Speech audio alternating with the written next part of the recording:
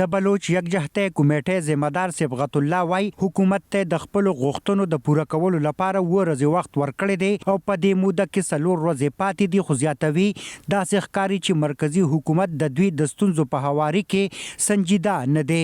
اگلا لائحه عمل ہمارا یہ زموږ راتلونکي لایحه عمل په خپل مقدمه د بلوچ ولس عدالت ته وړاندې کول وی او ګورو با چې هغه څه فیصله کوي. زموږ مهم کوشش دی چې په بلوچستان کې کور په کور خلک را پاسول شي. عوام کی عدالت میں جائیں گے. د پاکستان نگران وزیر اعظم انوار الحق کاکړ د بلوچ پر لټوالو سره د خبرو لپاره درې کسیزه ډله هم جوړه کړې چې پکې د اطلاعات او فرهنګ نگران وزیر مرتضی سولنګي په ګډون نور دوه نگران وزیران شامل دي. لدې مخکې د بلوچ یکجهته کمیټې په استازیتوب مارنګ بلوچ د حکومت څخه غوښتنه کړې و چې د ملګرو ملتونو د کاري ډلې په مشرۍ د په بلوچستان کې د بشري حقوقو د سرغړونو د پلټنو لپاره د حقایق موندنې ډله واستوي. جبري لادرکه کسان دي یا خوشي او یا عدالت ته وړاندې کړي شي او په بلوچستان کې د ترهګرۍ ضد څنګه باندې بندیز ولګول شي او د عدالت پرته د وجنو لړۍ دي ودرول شي.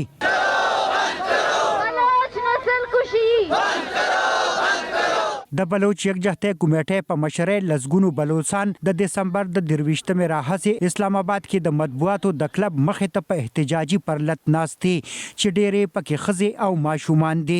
د سایرا بلوچ رور او دوه نور خپلوان لکلونو راهسې لا درکه دي، خو وایي چې د اسلام آباد د واکدارانو څخه هیڅ د ښېګړې امید نه لري.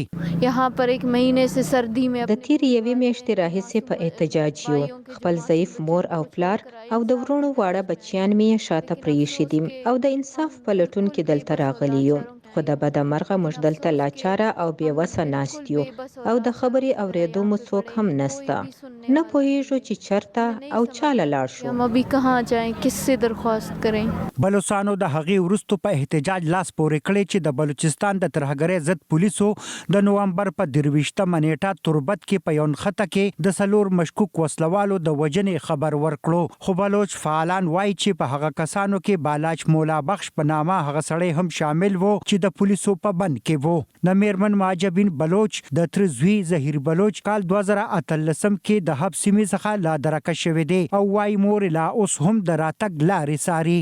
हमारी उम्मीदें तो इस्लामाबाद موږ د اسلام آباد نه هیڅ امید نه لرو، خو د ملګری ملتونو او د نورو هیوادونو نه مو تمشتا چې کېدای شي هغوی زموږ مرسته وکړي او د ټولو لادرکه کسانو په اړه راته څه خبر راکړي. के बारे में हमें कोई बता दी. په پاکستان کې د کلونو راهسې خلک ورکیږي چې زیاتره بلوچستان او پښتانه دي او بلوچ ملتپال سیاستوال او د بشري حقوقو فعالین او غورځنګونه د پاکستان امنیتي او جاسوسي ادارې د خلکو په لادرکه کولو کې تورنوي، خو امنیتي ادارې دا تورونه ردوي. په وزوای ځنې کسان چې ورک بلل کېږي د ناقانونه وسوالو ډلو په لیکو کې شامل شوي دي. د پاکستان وزیر اعظم انوار الحق کاکړ په اکتوبر کې د BBC سره په مرکه کې ویلو چې خلک د لادرکه تنانو په ستونزه سیاست کوي او دعوی کړی و چې یوازې 50 کسان لادرکه دي او په دې اړه سرکاري کمیشن د ستونزو د هواري هڅه کوي. د بشري حقوقو ډلې وایي چې لسګونه زره کسان ورک دي چې ورڅخه یې ځنې وجل شوي هم دي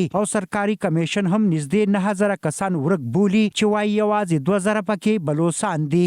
ارشد حسین، وایس اف امریکا، ډیوا، اسلام آباد.